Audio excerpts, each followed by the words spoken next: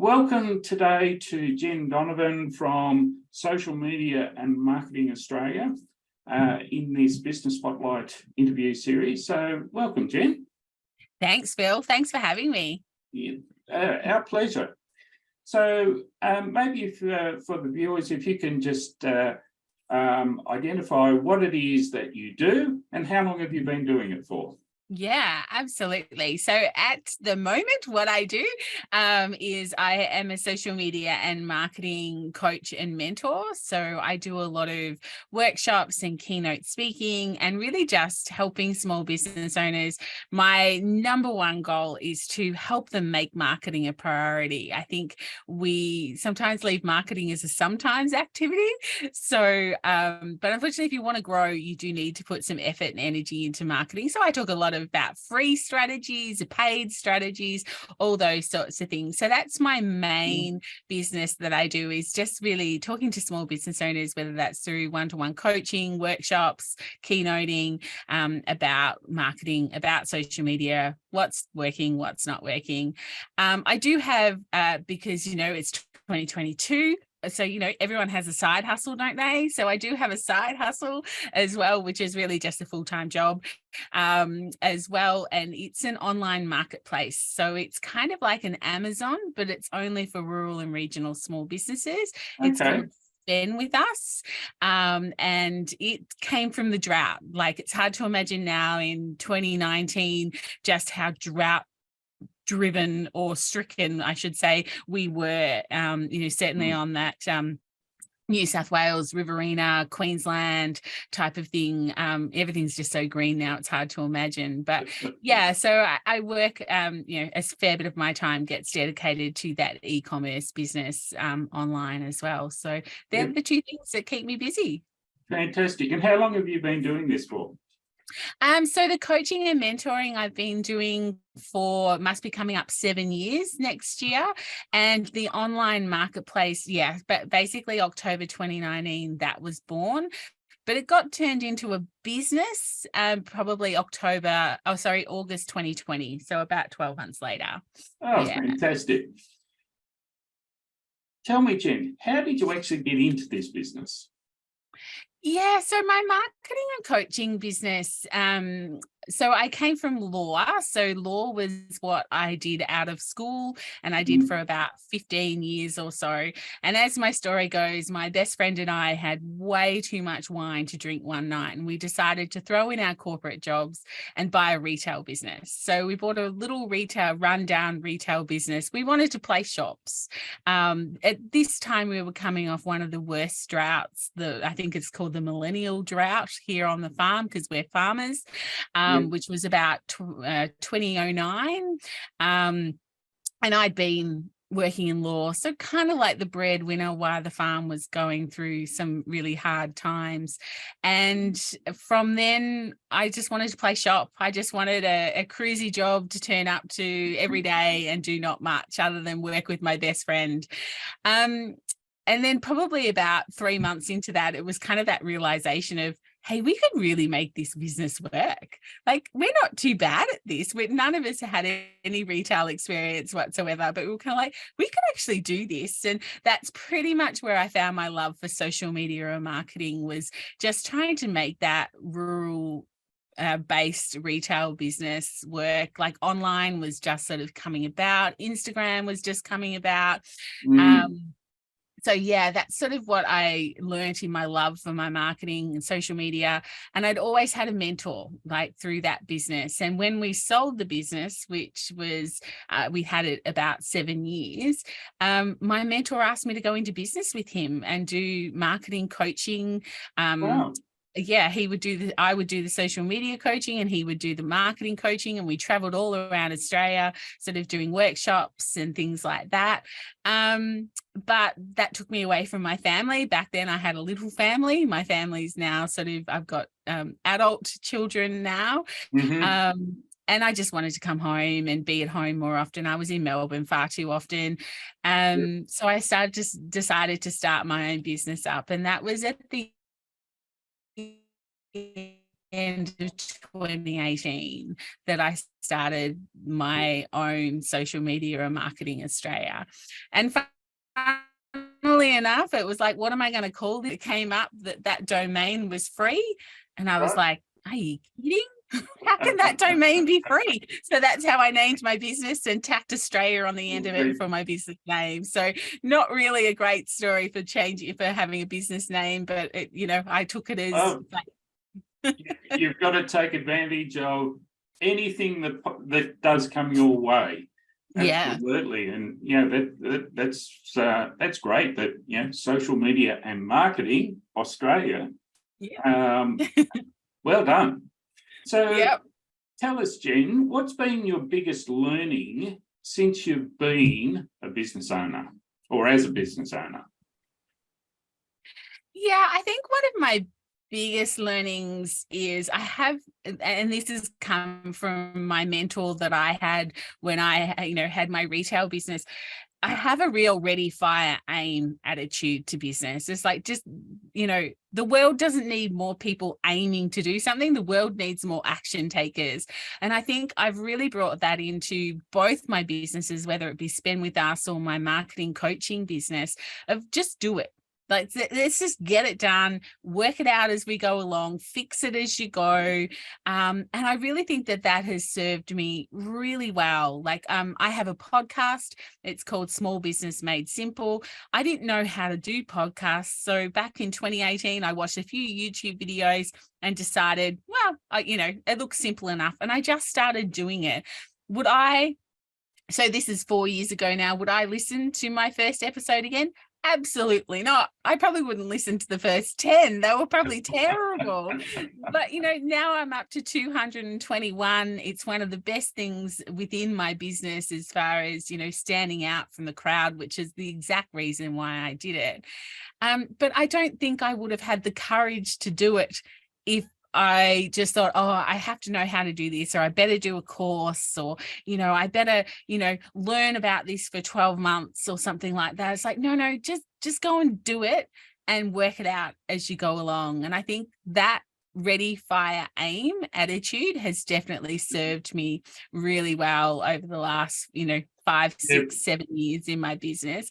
But I also think it's important that you do what it is that you're asking your clients to do. It's one of those things that I find with a lot of, whether they're marketing coaches or whether they're coaches or mentors in other places, it's like, well, I don't really see you doing it. So why are you telling your clients to do it? So it's been one of my biggest things is you've got to show up. You've got to show up for your audience. You've got to show your face. You've got to, let them get to know you, build that trust with them. So if I'm telling my clients to do that, but I'm not doing it, it's kind of like I can't really expect them to do. So, I couldn't agree more there. Jen, congruency is an absolute must. And it's interesting you saying ready, fire, aim. I'm probably one of the world's worst procrastinators, and so mine was always aim, get ready, and then possibly fire. And one of the best advices that my coach gave me was, Phil, stop it. Just get started, and everything else will fall into place. So, I think that's a really, really important thing in business, is that, stop trying to cross all the T's and dot all the I's. Sometimes you just need to get started. So well done. So, which leads me into the next question, which is, what would you say to anybody that was thinking about going into business today? What are the most important things that they should be concentrating on? Yeah, so I'll start with what's not the most important, and that is, social media. Social media to a small business owner who's just starting out seems to be the first place they go. I want to start a business. I need to start posting on Instagram, or I need to start posting on Facebook. I think you definitely need to do those things, but they're a little bit down the list. I think there is a few things you need to get right first. if you came to me and you were starting a new business, one of the first things I think we would do was work out who it is that you're targeting, who's actually going to buy your product or your service. So finding out your ideal client, where they hang out, what do they read? Do they do blogs? Do they listen to podcasts? Do they watch TV? Do they listen to Spotify? All those sorts of things I would be figuring out first. I would also be figuring out, having a look at your competitors and have a look at a competitor analysis. It's always really healthy to know where you sit in the market. Are you a Tiffany brand? Are you a Kmart brand? There's room for everybody. But you've got to kind of know, what sort of a brand you are, for sure. And then just sort of doing a bit of testing in the marketplace, rather than going out and spending $10,000 on a website, maybe do your own website for a start and, start to see, what does the traffic look like? What are people saying? Listening is a really important thing as well. I think some people listen too much and some people don't listen enough. You've got to listen to the qualified people, I guess, at the end of the day. But if your audience is telling you one thing, but you're trying to sell them something else, it's a really steep hill to try and get up to sell a product that you are being told is not right for that market. Doesn't mean it's not right, but is it right for that market? So I would be definitely doing a little bit of research, competitor analysis, getting your branding right. But then, that kind of goes against my ready, fire, aim. So this is what I would tell my clients to do. But really, if it was me, I would just do up my own website and I would just be starting to get it out there. And like socials are certainly an important part. Then that one thing I think a lot of business owners miss when they're starting up is building an email list from the very beginning. You mightn't know what you're going to email these people and you mightn't have a strategy around email, but there's so many business owners out there who get their Instagram hacked or their Facebook hacked, or, they just all of a sudden it mightn't be available and then they don't have a business because they've relied so much on a platform that they don't have any control over. Whereas if you have an email list, you've at least got a section of the audience who know, loves and trusts you that you can start marketing to. So email list from the start. Yeah, absolutely. Great advice, Jen. And I couldn't agree more with the social media. Yes, that seems to be the easiest thing that you can go and start doing. But the social media is a long-term game. It's more about farming, not hunting. And so, great advice. Thank you for that. What's been some of the biggest issues that you've had to overcome in your journey in business? Yeah, look, I think I had I don't know what year it was now, maybe 2018 or something like that. I had this big thing of a year of not saying no. So I said yes to every opportunity that came along. And that certainly got me a lot of things that maybe I wouldn't have got if I, was a little bit hesitant, or I think, oh, that's not quite my skill set, or I'm a little bit too nervous. That's outside my comfort zone.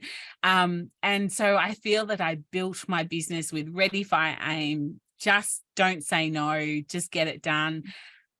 But this year, I found that saying yes to everything has been a really hard lesson, that I really have to dial back that, that just say yes and let it happen. It doesn't mean I say yes to everything, but I guess what I'm trying to say is outside your comfort zone, you should be pushing yourself outside your comfort zones and things like that. But I have to say, when I look at 2023, I think there will be a few more no's. So some of my lessons have come from being a people pleaser. I will definitely put my hand up and say that I am a people pleaser. Can you do this? Sure. I really don't want to.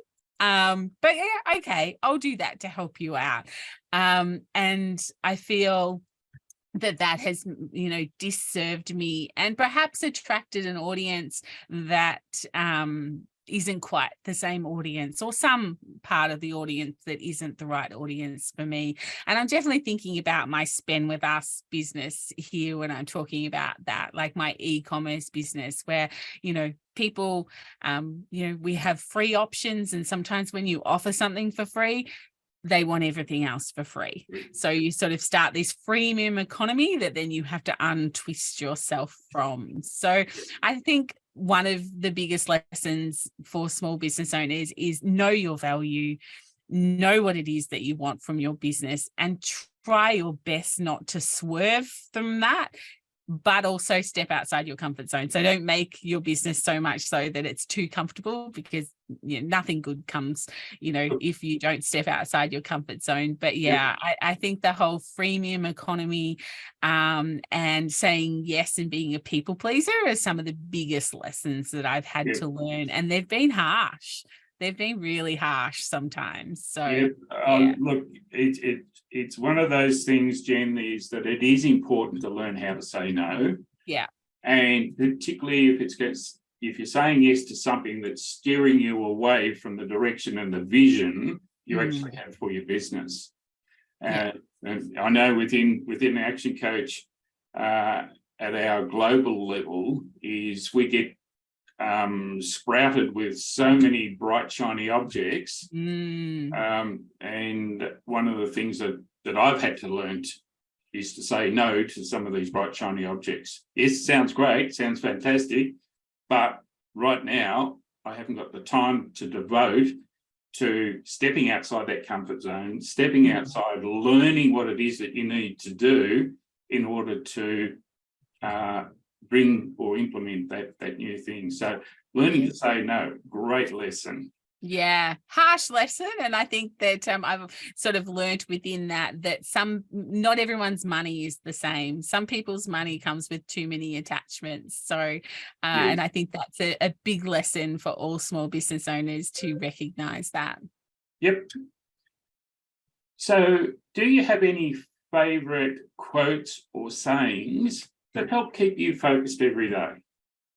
Yeah, like I suppose I've already given, one of them, ready, fire, aim. That's definitely a quote that I use on myself. I use on other people as well.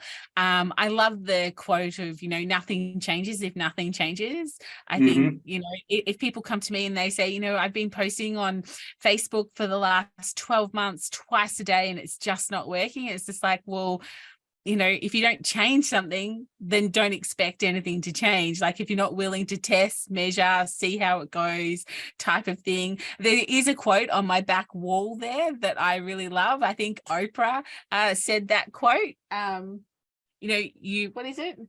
You become not what you wish for, you become not what you hope for, but you become what you believe. And I think that, sometimes we just need to think of ourselves as our future selves and work towards that. So I want to be X. Well, I'm going to pretend that I am X until I get there type of thing. Believe in yourself and believe, that's what you will become if that's really what you want in life. Yeah.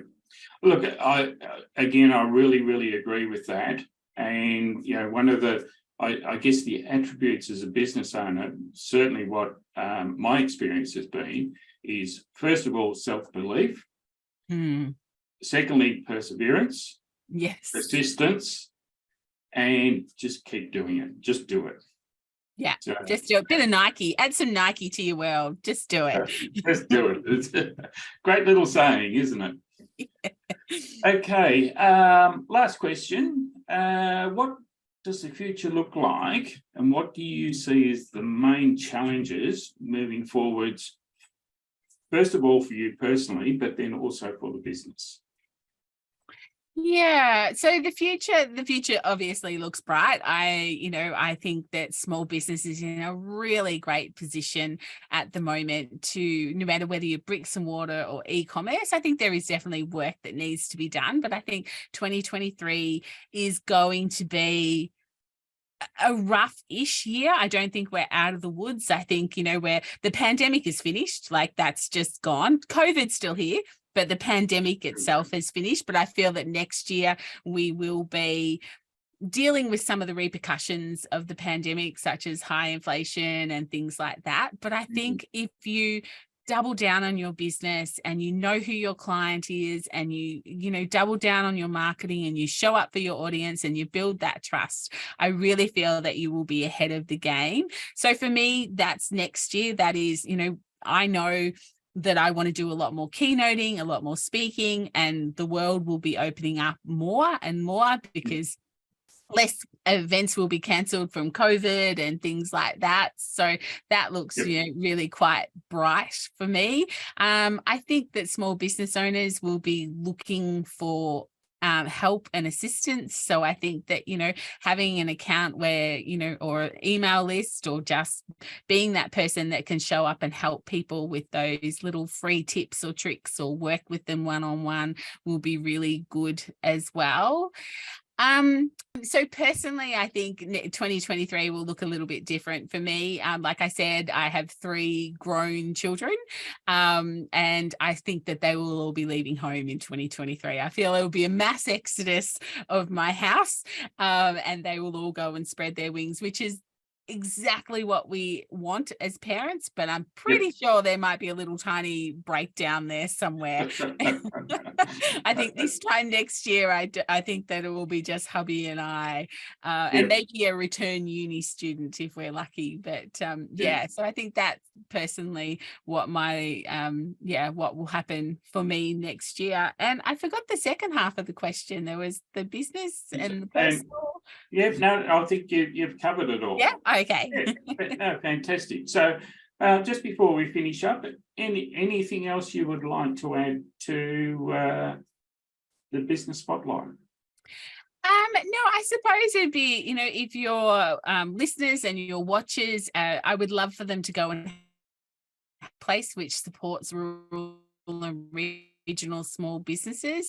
It's called spendwithus.com.au. It'd be really great, if you can support them, or just share some posts on social media for them. I know all small businesses have been through a lot, but I really feel that rural small businesses, we've had drought, bushfires, floods, mouse plagues, COVID, like there's been so much in the last 2.5 years. So any support that you can give a rural or regional small business would be great on our platform. Or if you're traveling, stop in the little towns and have coffee and, walk the main streets and support them that way, because, every small business is hurting. I get that, but rural small businesses are just hurting that little bit more. So, give them some love where you can. I totally endorse everything that you've just said there, Jen. So thank you so much for your time today. And look forward to seeing how you travel in 2023. Yeah, thanks, Phil, for the time. It's been great.